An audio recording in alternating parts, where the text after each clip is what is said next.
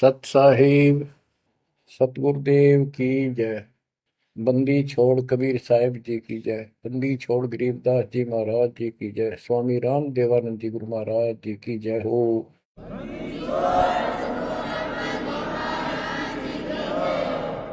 सर्व संतों की जय, सर्व भक्तों की जय, धर्मी पुरुषों की जय। श्री काशी धाम की जय, श्री सुडानी धाम की जय, श्री क्रोथा धाम की जय, श्री बरवाड़ा धाम की जय। सत साहिब गरीब नमो नमो सत पुरुष को नमस्कार गुरु की नहीं।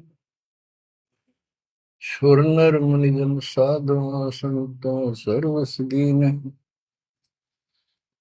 सतगुरु साहिब संत सब दंडोतम प्रणाम। आगे पीछे मत हुए किनको कुर्बान। बच्चों, धन्य है आपके माता पिता जिससे जन्म हुआ। धन्य है आपके पिछले जन्मों की भक्ति और संयम। उसी के परिणाम स्वरूप आज आप परमात्मा की शरण में आए हो। लख वर्षूरा जूझ ही लख वर्षा मध्य लख वर्ती जहान में तो सतगुरु से मांगे। भावार्थ है कि आप इतने अच्छे धर्म कर्म वाले व्यक्ति रहे हो, लेकिन मोक्ष नहीं मिला। मोक्ष न मिलने का कारण परमात्मा पे अविश्वास रहा। जिस भी धर्म जब जाति के अंदर हम जन्मे, हम उन्हीं क्रियाओं को उत्तम मानते रहे। परमात्मा के ज्ञान से प्रेरित होकर कुछ दिन भक्ति जरूर की, लेकिन एक से अनेक अधिक नहीं थे हम, फिर हम रह जाते थे। लेकिन ये परमात्मा हमारे पिता हैं कबीर साहब, हमारे सच्चे साक्षी हैं, हमारे एकमात्र हितैषी हैं इन काल के 21 ब्रह्मांड रूपी नरक में। बच्चों, आज कबीर साहब कहते हैं झूठे सुख को सुख कहे ये मान रहा मनमोद, ये सकल कभी ना काल का कुछ मुख मत उसको। हम इस झूठे सुख को सुख मान रहे हैं। थोड़ा सा धन हो गया, कार कोठी होगी, बेटा बेटी होगी, और फिर सारा दिन बकवादों से अतिरिक्त कुछ नहीं सूझता। धन जोड़ लो, हेरा फेरी कर लो, और अधिक पैसा हो जाता है, राजनीति में आ जाओ, यानी मई माँ की भूख बनी रहती है। और ये हमारे जन्म मरण का मुख्य कारण है। जैसे आप धर्मदास जी के प्रसंग में सुन रहे हो, कितनी तड़प थी, कितना धन था, लेकिन कुछ भी बन ले, राजा बन ले, महाराजा बन ले, सेठ बन ले, और थे गरीब निर्धन बन। अब निर्धन को तो वैसे संतुष्टि नहीं, वो चाहता धन चाहिए। धन है तो सुख है। जिसका संतान नहीं है वो चाहता संतान है तो सुख है। कोई चाहता है मेरा सेठ धनवाला सोचता है कि मुझे कोई सुख नहीं। सुख तो इन राज्य महाराजों को होता है। राज्य महाराजों को सपने में भी सुख नहीं होता। बच्चों, यह बात जिस दिन आपके हृदय में बैठ जाएगी कि ये सुख है ही नहीं, रात को भी नींद नहीं आती इन राजाओं को, नेताओं को। लेकिन कुछ दिन कमांड चलती है इनकी, इसी में फूले रहते हैं। फिर ये भी सोचते हैं कि स्वर्ग में सुख होगा। स्वर्ग के राजा इंद्र, वो भी महादुखी, 24 घंटे टेंशन रहती है, कोई तप करता है और तेरे इस राज ने छीन ना ले। स्वर्ग का राजा नीचे यज्ञ करके या तप करके बनता है, और उसमें एक शर्त होती है कि तेरे शासन के दौरान, तेरे शासन काल में यदि कोई पृथ्वी पर ऐसा तप कर लेगा जो खंड ना हो, कुछ समय निर्धारित है, और 100 अश्वमेध यज्ञ निर्बाध कर गया, तो तेरी पदवी को छीन लिया जाएगा, उसको ये पद दिया जाएगा। तो बच्चों, उस राज को बनाए रखने के लिए इंद्र कति हद भी पार कर देता है, अति कर देता है। इज्जत बेइज्जती का सवाल भी नहीं रहता। एक प्रसंग आता है, मार्कंडे गोसाई तपस्या कर रहे थे बंगाल की खाड़ी में। इंद्र को पता चला कि एक साधक मार्कंडे बहुत जबरदस्त तप कर रहा है और कुछ दिनों में उसका तप संपूर्ण होने वाला है। और तेरी गद्दी जाएगी। उसने अपने देवता गुप्त रूप में गुप्तचर छोड़े होते हैं। इंद्र ने अपनी पत्नी भेजी उसका धर्म खंड करने के लिए। कति अंत हो जाता है आदमी जब अपनी पत्नी को पर पुरुष के पास भेजता है, यह कति गिरावट की अंत आ जाता है। इतना जलील होना पड़ता है इस राज्य को बनाए रखने में, और वो भी हार जाती है। फिर इंद्र जाता है। ये लंबी कथा है, फिर कभी बताएंगे। मार्कंडे ऋषि इंद्र की पदवी को टारगेट करके तप नहीं कर रहा था। ये ऋषि क्या करते रहते हैं, ओम नाम का जाप करते हैं और तप, ये दोनों करते हैं। तप तो इन्होंने ब्रह्मा जी से लिया। ब्रह्मा जी कमल के फूल पर बैठे थे। जब वो होश में आए, कमल जल पे होता कमल का फूल, सब जगह जल ही जल था। आकाशवाणी हुई कि तप करो। यह आकाशवाणी उसने भगवान की मानी। 1000 वर्ष तप किया। फिर आकाशवाणी हुई सृष्टि रचो, यानी जीव उत्पत्ति करो। तो कहने का भाव ये है बच्चों, फिर बाद में इनको वेद मिले, ब्रह्मा ने वेद पढ़े। ये सारे ब्राह्मण ब्रह्मा की संतान है। इनका सबका गुरु ब्रह्मा जी है। ब्रह्मा जी ने इनको बताया ओम नाम का जाप वेद में लिखा है। बच्चों, ब्रह्मा जी ने वेदों को पढ़ा। उसमें यजुर्वेद अध्याय 40 मंत्र 15 में ओम नाम है। चारों वेदों में कहीं और दूसरा नाम नहीं, ना दोबारा ओम नाम का जिक्र है। तो इन्होंने ओम नाम तो वेदों से ले लिया और तब आकाशवाणी मान ली भगवान की ब्रह्मा जी ने। तो उसी ऋषियों ने उसी आधार पर साधना की। मार्कंडे भी वही डले ढोया था। उसको इतना जरूर पता था कि इंद्र का राज एक अन्य गानी ओम के जाप से ब्रह्मलोक प्राप्ति होती है। तो वो ओम नाम का जाप करता था, उधर से वो तप भी करता था।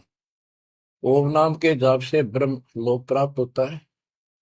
गीता अध्याय 8 श्लोक 13 में गीता बोलने वाला प्रभु कहता है ओम इति एक अक्षरम ब्रह्म व्यवहारं माम अनुसमरण ये पर्याति पदम देहम स याति परमाम गतिम।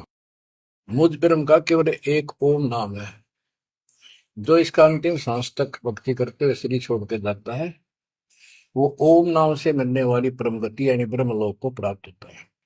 ब्रह्मलोक प्राप्त होता है, ये कहाँ प्रमाण है? श्री देवी महापुराण 6ठे अध्याय में श्री देवी जी दुर्गा जी राजा हिमालय को बताती है। राजा हिमालय कहता है जी मुझे मोक्ष मार्ग बताओ। वो देवी का परम भगत था। देवी ने राजा हिमालय को बताया कि ओम नाम का जाप कर, इससे ब्रह्म की प्राप्ति होगी। दिव्य आकाश रूपी ब्रह्म लोक में रहता है।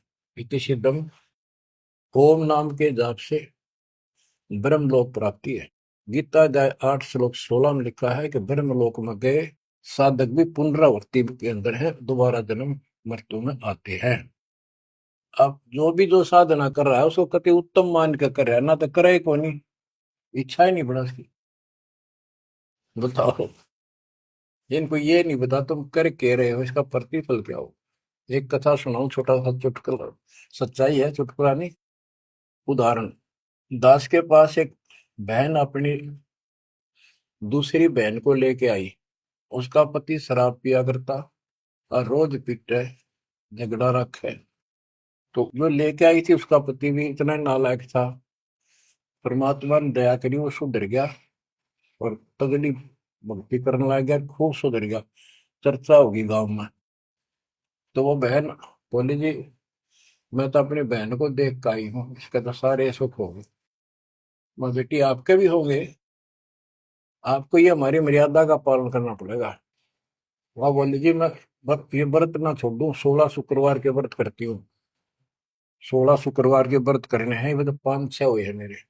मैं बोला बड़ा नाम लेना बेटी, वो सब त्यागने पड़ेंगे। ये व्रत रखती किस उद्देश्य से है, कि लाभ होगा आपको। फिर पता लगा, बताई थी किसी ने, अब तेरा पति शराब छोड़ देगा। मैं बोला पहले 16 शुक्रवार व्रत के प्रतिफल बताऊं के उसे, इसका लाभ क्या है। ये आन उपासना, ये डले ढोने वाले क्या बताते हैं कि एक बहन का पति परदेश में गया था और वो 2-3-4 साल तक आया नहीं। उसने किसी ज्योतिषियों से दिखाया, पतरे हाथ दिखाए, किसी ने बता दिया कि तेरा पति तुझे भूल चुका है, तेरी याद नहीं रही है, माता संतोषी के व्रत रख 16, तेरा पति वापस आ जाएगा।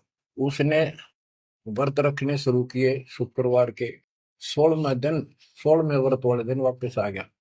ये है इसका फल। और मैं बोला तेरा पति रोज आवे रोज कुटे, गड्ढेगी तू इस बता के, फूकेगी इन व्रत, बुद्धि कान रखेगी तुम्हारी। तंते रखना नहीं चाहिए, 2-4 दिन ना हो तो बढ़िया, पिटाई देना हुआ। कहने का भाव यह बच्चों, इन गुरुआ गांव बिगाड़े संतो गुरुआ गांव बिगाड़े, ऐसे कर्म जीव का लागिए ईब जड़े नहीं जाड़े।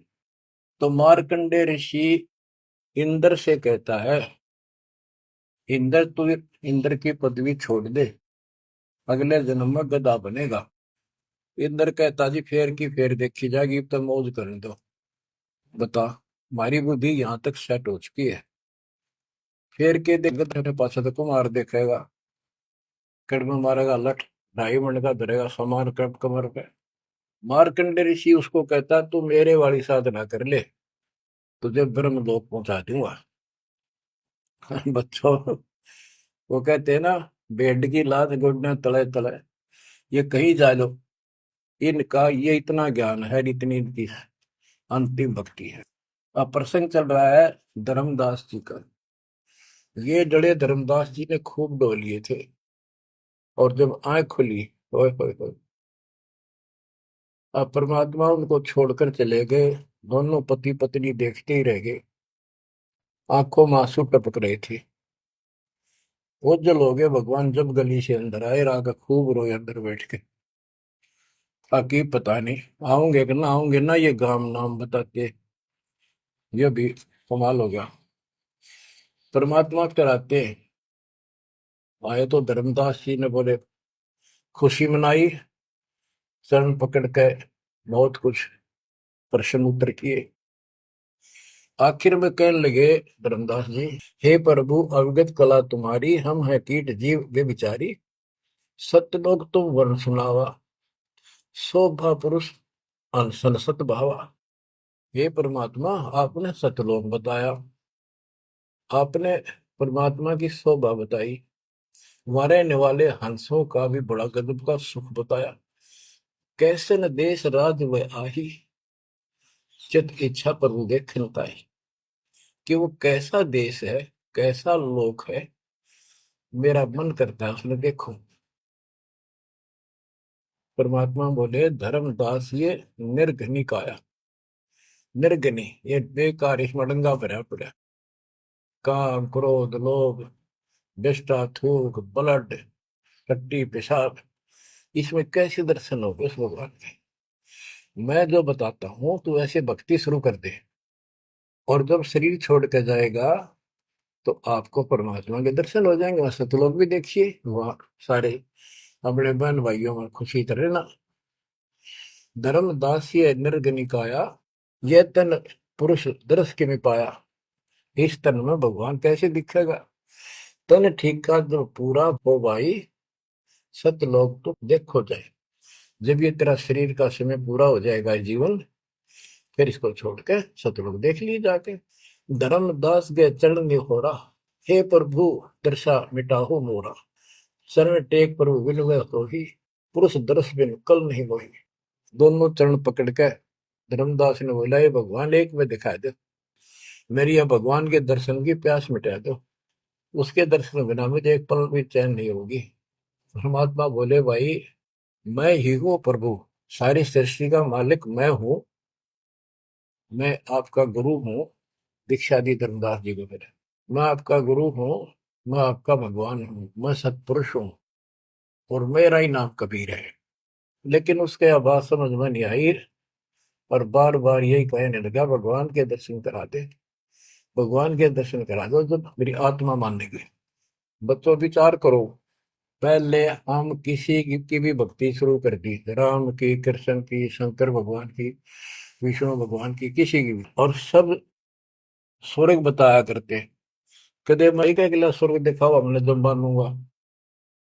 पर जब ठीक ठिकाना आता है ये मन अड़ियल घोड़े की तरह अड़का खड़ा हो जाता है। इसने केवल बकवाद करवानी, अच्छे राह पर लगते समय सौ बाधा पैदा करता है। ये मन अड़ रहा था। गुप्त भय प्रभु अविगत ताता, धर्मदास मुख आवन बाता। जब इतनी जिद करी परमात्मा अंतर ध्यान हो गया और धर्मदास वो खोले रह गया, ना हाँ करे ना बोले, या के बनी क्या कहने लगा, मैं मतिहीन कुमती मोहि लागा, मोहि सम कौन है जग में भागा, मैं मूर्ख प्रतीत न कीना, अस साहिब के मैं नहीं चीने। अब कौन विधि दर्शन पाऊं, दर्शन बिना मैं प्राण गवाऊं, चरणोदक बिन करुण अग्रासा, तदो शरीर कह धर्मदासा।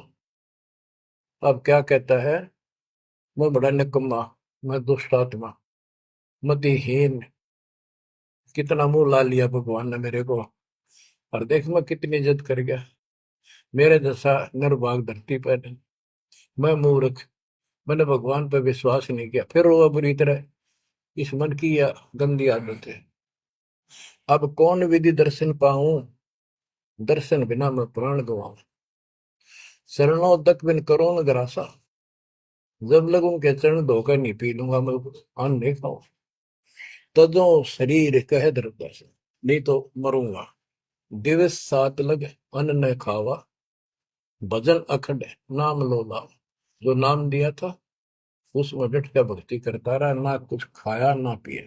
सातवें दिन पर वो प्रगट दिखाए, धर्मदास पद गए उकलाए।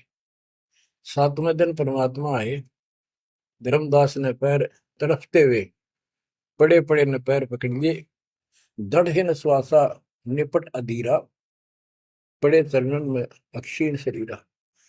शरीर बहुत कमजोर हो गया था, धरती में पड़े पड़े ने सरक के वाले के चरण पकड़ लिए, कर गए साहेब तही उठावा, शीश हाथ दे अंक मिला।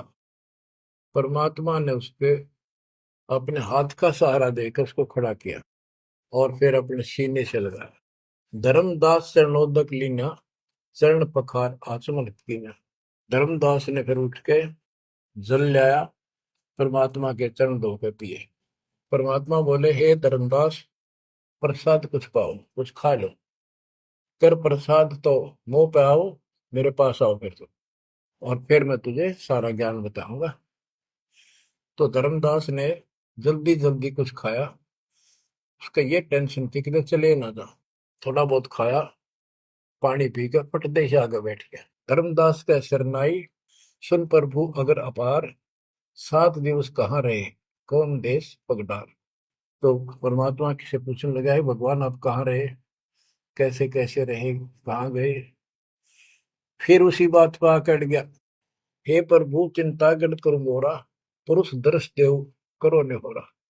हे प्रभु चिंता गण गौ मोरा, पुरुष दर्श दिखाओ करूं ने हो रहा। मैं हाथ जोड़ूं, आपके नहोरे निकालूं, मुझे भगवान के दर्शन दिखा दे। परमात्मा कहते, धर्मदास ये हट का कर हो, मानो शब्द शीश पर धर हो। मैं तो कहूँ वो मान ले तू, हमरे गहे पुरुष पे जय है, बिना गहे वो हजार न पे। अब मेरे नाम को तो ठीक से जप, मैं मिल गया, गुरु के बिना उस भगवान की प्राप्ति नहीं हो सकती।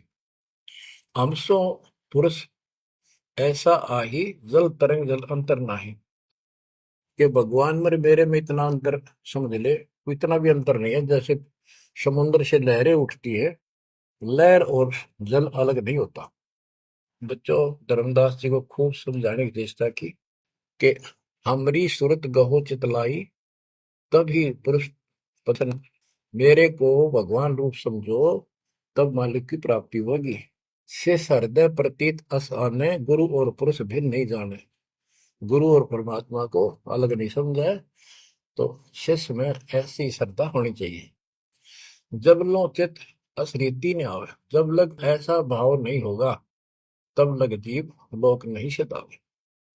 धर्मदास चित बहु सकाने, चरण टेक वो विनती ठाने। सारा कुछ कह लिया भगवान ने, पर उसने अपनी बात को ऊपर रखा। परमात्मा भी चाहते थे कि मैं एक अपना आई विटनेस तैयार करूं। हे प्रभु सत कहो तो पाही, तुम ते कुछ तुस्ताई नहीं। मोरे तुम पुरुष हो स्वामी, यम त छुड़ाओ अंतर्यामी।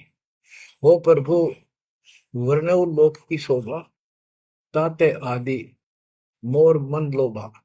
आपने इतना सुंदर लोक बताया, वहां के इतने सुख बताए, तो इसलिए मैं देखना चाहता हूँ। तब लीला बहुत हम देखा, आपके चमत्कार मैंने बहुत देख लिए।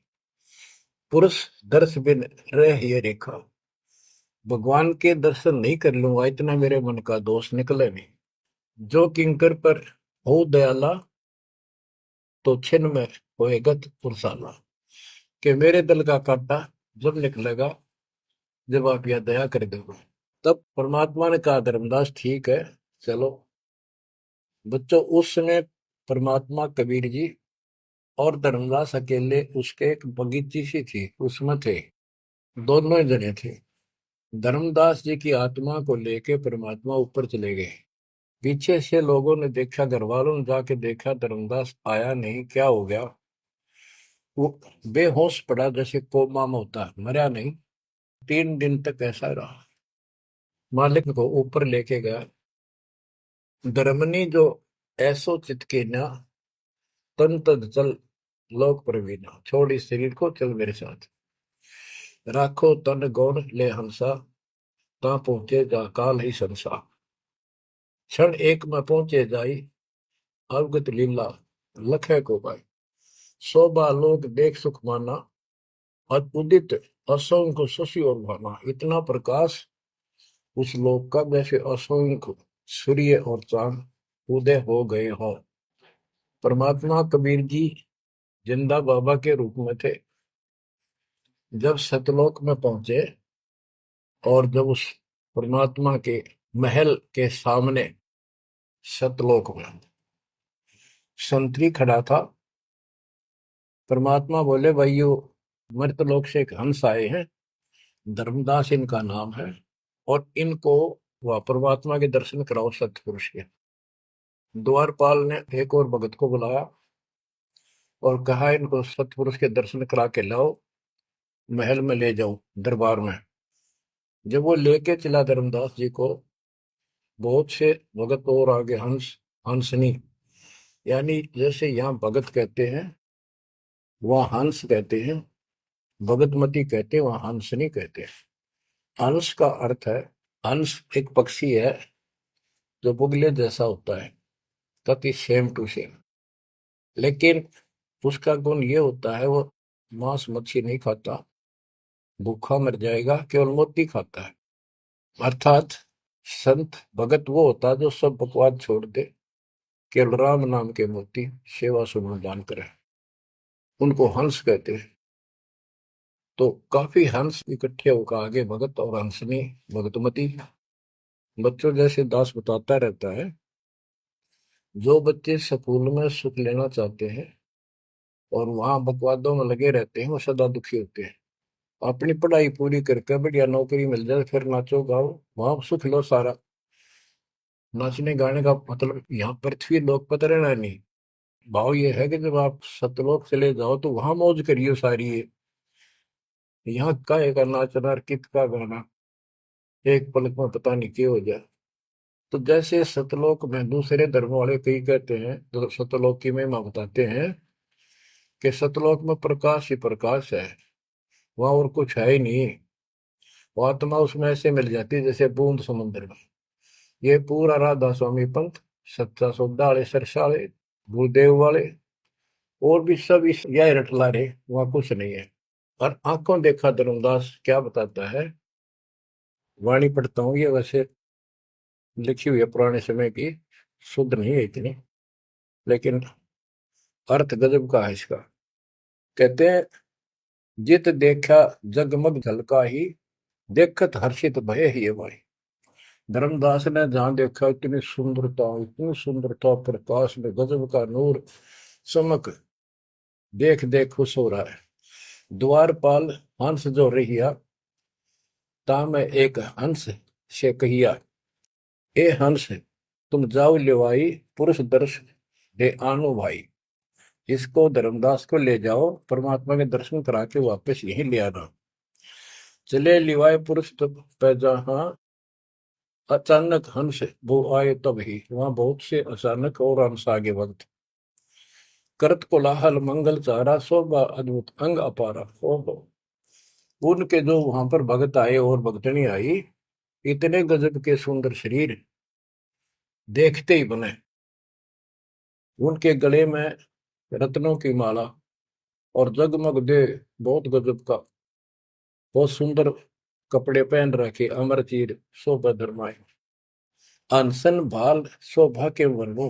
धर्मदास कहता है कि उन हंसों के माथे की शोभा क्या बताऊं, बहुत गजब की। रवि करता रोम षोडश चंद्र भाल छिवि लहू, यानी 16 चंद्रमा का प्रकाश हो उनके माथे की, इतनी चमक थी, इतना नूर था। हंस कांति प्रतिरोम प्रकाशा, हीरा मणि उदित रोमासा। उनके शरीर की इतनी गजब की शोभा थी, प्रत्येक की, रोम रोम की, जैसे हीर और मोती चमक रहे हो।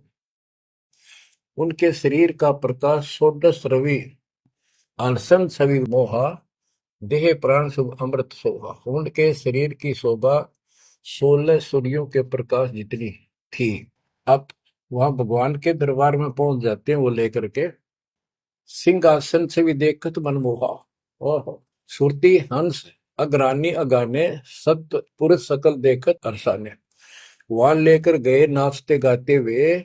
जब उसने भगवान को देखा, धर्मदास जी ने, तरह गजब का प्रकाश, एक रोम शरीर के बाल की चमक, करोड़ सूर्य करोड़ चांद मिला दे। एक रोम रवि शशि कोटि सा, एक रोम की शोभा करोड़ सूर्य और चंद्रमा जैसी। पुरुष प्रकाश सतलोक अंजोरा, ताने पहुंचे निरंजन चोरा। के उस सतलोक का इतना सुंदर प्रकाश है, वहां ऐसी व्यवस्था है कि वहां ये काल निरंजन, ये चोर नहीं जा सकता, यानी इसका वहां भय नहीं है। अब सुनो, 4-5 पंक्तियों में कमाल कर दिया। पुरुष कबीर देखा एक भाई, धर्मदास पुन रहे लग जाई। वहां पर परमात्मा, तो सतलोक का मालिक, असंग ब्रह्मांड के तकत पर सिंहासन पर विराजमान था, वो वही सूरत थी उनके साथ धरती से नीचे से आया था। ओहो, देखो ये तो लिखा है कबीर सागर में, ये वो सुना रहा हूं। और वास्तविकता आपको बताई कि परमात्मा स्वयं उसको साथ लेकर गए और वो चौवर करने लगे उसके ऊपर। हमने इसका रस निकालना, सारा रस निकालना है। कबीर सागर का बहुत अड़ंगा कर रखा है इन्होंने, फिर भी हमने निष्कर्ष देखना है। जब धर्मदास जी ने देखा कि ये कबीर इनका सेवक है और ये है भगवान, उसमें रूप दो थे। जब परमात्मा खड़े हुए और जिंदा बाबा वाला रूप उस तख्त पर विराजमान हुआ, बच्चों जिसको धर्मदास भगवान मान रहा था, वो खड़े हुए सतपुरुष, और परमात्मा जिंदा बाबा वाले वेश सिंहासन पर विराजमान हो गए, और वो चवर लेकर खुद परमात्मा उस कबीर जिंदा बाबा पर करने लगे। धर्मदास का आश्चर्य का ठिकाना नहीं कि अभी भगवान यो है कि ये है। इतने में वो जिंदा बाबा में समा गए, जिसको वो सतपुरुष दिखाई दे रहे थे। और वो शोभा जो कि तू जिंदा बाबा वाले शरीर की होगी। अब कहते हैं, पुरुष कबीर देखा एक भाई, धर्मदास बहुत ही लज्जाई। वह मुझे प्रतीत नहीं आई, हे परमात्मा कैसी कुमुख हिम्मत छाई। धर्मदास कहता हुआ मुझे विश्वास नहीं हुआ, ये महाराज कह रहे थे भगवान, मैं परमात्मा हूँ, मैं सारी सृष्टि का रचने वाला हूँ, मेरा नाम कबीर है, असंग ब्रह्मांड का स्वामी हूँ। अब धर्मदास जी कहते हैं, भगवान कबीर पुरुष एक यहाँ छिपाए, सत्य पुरुष जगदास का है। धाये चरण गौ अति सकुचाई, हे प्रभु हम परिचय तब पाई। हे परमात्मा, अब आपको मैंने पहचान लिया।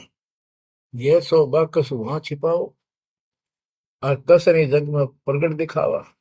आपने ये शोभा वहां क्यों छुपा रखी है, वहां क्यों नहीं दिखाते? इसलिए लाखों ये अपनी असलियत को, आपके वास्तविक शरीर की शोभा को परमात्मा बोले धर्मनी जो वही छवि जग जाऊं तो ही विकल निरंजन राव। यदि मैं इस शोभा युक्त नीचे जाऊं तो काल निरंजन पागल हो जाए। और मैंने उसको वचन दे रखा है कि मैं अपना ज्ञान समझा के जीव को लाऊंगा। और वैसे बच्चों, परमात्मा आज हमने ले जा, हम टिक नहीं सकते वहां पर। भूल जाओ इन बातों में। ये तो कहन सुन कहन की बातें हैं। उदाहरण देता हूँ, कबीर साहब कहते हैं हम मोहम्मद को वहां ले गए, इच्छा रूपी सतलोक नहीं रहे हो, उल्ट मोहम्मद महल पठाया, गुद धीरे कलमा ले। यानी हम हजरत मोहम्मद जी को ऊपर लेके गए थे कि ये समझ गया तो इन सब ने जो इसने लाखों तैयार कर रखे सबको बता देगा। लेकिन नीचे प्रभुता घनी होगी थी, संगत उम्मत खूब होगी थी इसकी। और उसके ऊपर प्रभुता पाके भूल गया भगवान को, नहीं इच्छा हुई तो वापस छोड़ दी। कुछ दिन पाछे आप भी मर गया और वहां प्रभुता भी रहेगी। काल का इतना अजब गजब जाल है बच्चों। तो धर्मदास जी से बोले कि आप नीचे जाओ। धर्मदास जी बोले भगवान ये वहां ना भेजो, यही रख लो मेरे दाता, और इस नरक में मत भेजो। अब मैं नहीं जाऊं दाता वहां पर। परमात्मा बोले भी ऐसे नहीं बात सुनेगी, वहां तुम जा, चिंता ना कर, मैं तेरे साथ रहूंगा और सत भक्ति दूंगा, उससे आपकी भक्ति गजब की बन जाएगी। और भक्ति युक्त होकर यहाँ आएगा, वैसे से यहाँ ठिकाना नहीं मिलेगा तेरे। और दूसरी बात है कि तूने सब कुछ देखा है, नीचे औरों को बता, तेरे भाई बहनों को विश्वास होगा। धर्मदास कहता है मोहे राख लियो महाराज, हमसे बिगड़ी है मोहे राख लियो महाराज, हमसे बिगड़ी है। बिगड़ी है महाराज हमसे, बिगड़ी है महाराज हमसे, बिगड़ी है हमें। नांगा लो महाराज काल की नगरी है तुम्हें, ना भेजो महाराज काल की नगरी है। रो बुरी तरह, जैसे किसी ने आग में धकाया कर जबरदस्ती मर तो नौकर राख लो महाराज, हम गंदे इंसान से। अब पता चला उन सारे भक्तों ने बताया तुमने ऐसी गलती करी थी भाई, इसलिए दुख पा रही कि हमने खुद बिगाड़ी अपनी किस्मत। तुम रख लो दाता, ना भेजो मेरे मालिक, पैर पकड़ा रोए। परमात्मा बोले भाई ऐसा ना कर, वापस चल और वहां पर मैं तेरे साथ रहूंगा, भक्ति कर, कोई दिक्कत नहीं आने दूंगा मैं तेरे को, चिंता ना करी, तेरे पीछे पीछे न फिरूंगा मैं। और ये सारे ठाठ मैंने दे रखे थे तेरे को वहां पर, ना काल तो तेरा कचू मन निकाल दे 1 मिनट में। धर्मदास को फिर हौसला हुआ और तीसरे दिन शरीर में वापस आया। आसपास सारे रिश्तेदार भी आ गए 3 दिन में। सारा गांव क्यों सेठ था, पैसे वाला था, लोग सुगरदे बैठे, ना मरता ना जिंदा, इसका क्या हाल हो गया। परमात्मा ने बताया मैं काशी में हूँ, एक जुल्हे का काम करता हूँ, मेरा नाम कबीर है, मेरा गुरु रामानंद जी है, स्वामी रामानंद, जो वहां के प्रसिद्ध संत हुआ करते थे। धर्मदास जी सचेत हुए, उठे तो देखा चारों तरफ हाहाकार मच रहा, वो जिंदा हो गए तो एकदम खुशी की लहर आ गई। आमने भी रोए तो वो कहने लगा क्या हो गया तुमको। तो बोले आप तो मर गए थे, ना मरो थे ना जियो थे, अचेत पड़े थे, बेहोश थे, हमको टेंशन हो गई थी कि मरेंगे। तब उसको विश्वास आ, नहीं तो सपना मानना वो। ये मन इतना दुष्ट है, इतना उल्टा चल रहा है, जब ठीक ठिकाने की तरफ चलता है जीव, परमात्मा कसर नहीं छोड़ते, ये उसका बाप है। तो तब धर्मदास को विश्वास हुआ रे तेरे की, सचमुच में तो सचखंड गया, सतलोक गया था। फिर उनको बताने लग गया सारी, मैं वहां गया था, सतंदा बाबा भगवान है, खुद है, सारी सृष्टि के रचने वाले हैं, ब्रह्मा विष्णु महेश, तब के सामने कुछ भी नहीं है। वो रिश्तेदार आए थे तो चले गए, पागल हो गया, भांडन दे, जिंदा हो गया शुक्र है।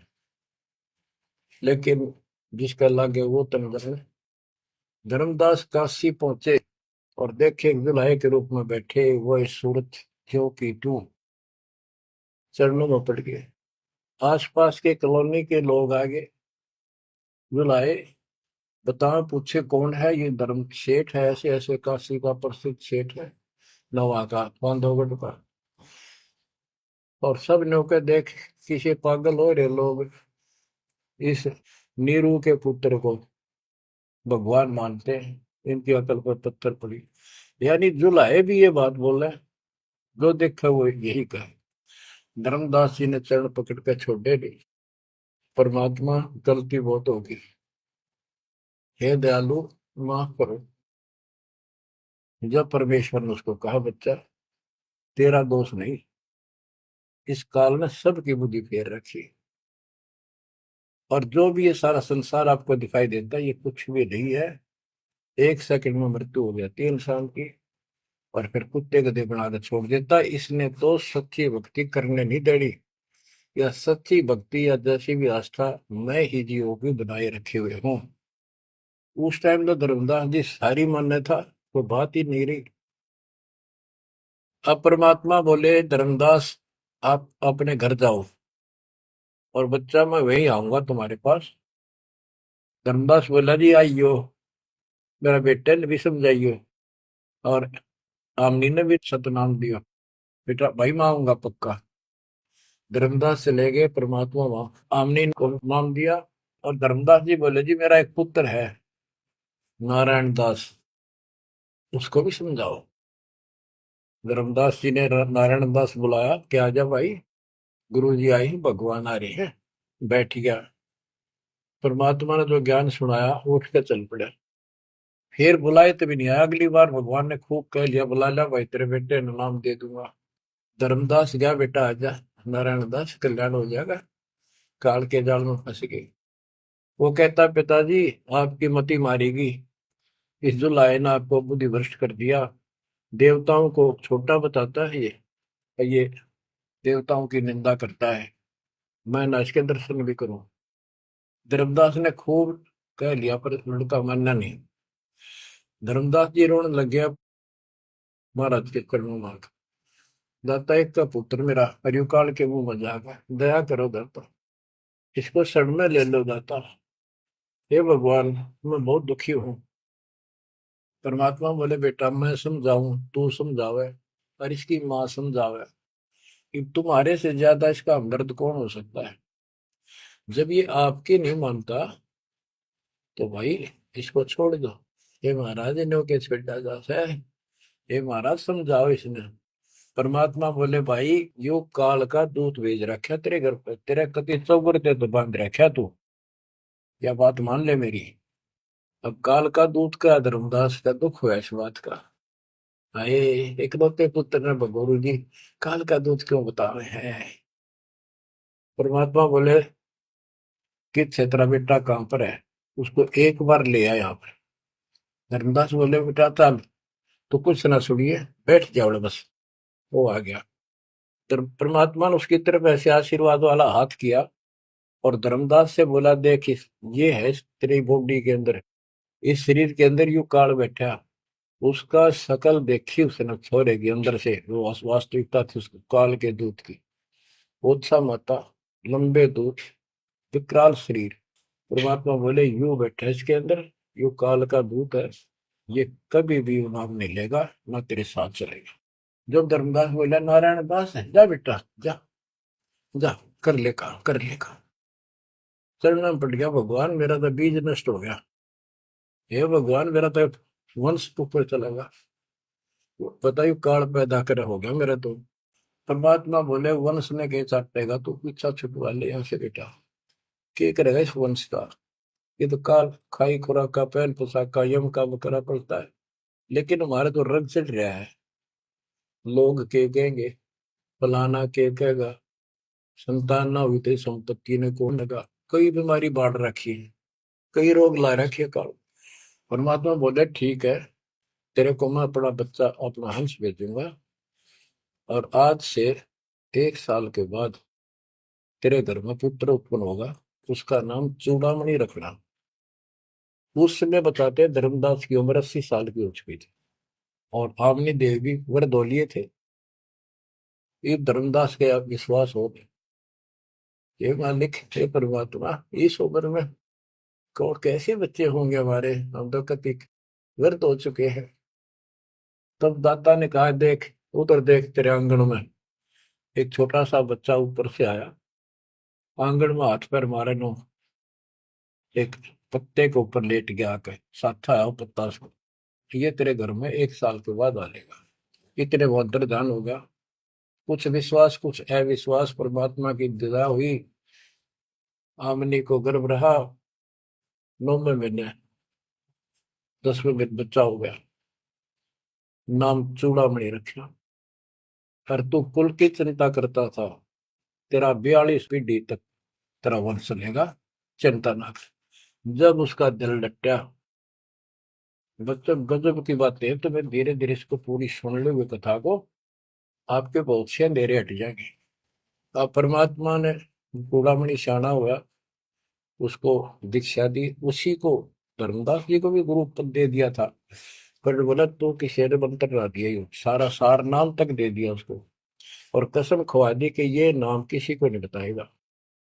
जब धर्मदास डिगमग देखे तो उसके लड़के को गुरु पद दे दिया चूड़ामणि को, केवल 5 नाम, ये 7 में से 5 बीच बीच के दिए, और बेटा इसी को तू आगे देता रहना, तेरे गुरु पद दे दिया। परमात्मा की कोशिश थी, ये मंत्र करते रहेंगे, इनको मनुष्य जीवन मिलते रहेंगे, भगवान की आस्था इनमें बनी रहेगी, कुछ लाभ होते रहेंगे, और इस बिचली पीढ़ी तक जाना था उनको। लेकिन धर्मदास उसको बता दिया था कि काल मेरे नाम से 12 पंथ चलाएगा, कि सारे गलत साधना करवाएगा, और तेरे वंशज, तेरे परिवार वाले 6ठी पीढ़ी में जाके ये असली नाम भी छोड़ देंगे। एक टकसारी पंथ होगा, उसकी साधना शुरू कर देंगे, तो एक आने की नहीं होगी। जो इब सारे धर्मदास वाले दामा खेड़ा वाली गद्दी में वो टकसारी वाले की साधना चल रही है, वो 5 नाम भी गए। फिर धर्मदास रोने लग गया, ये मालिक इनका उद्धार कैसे होगा।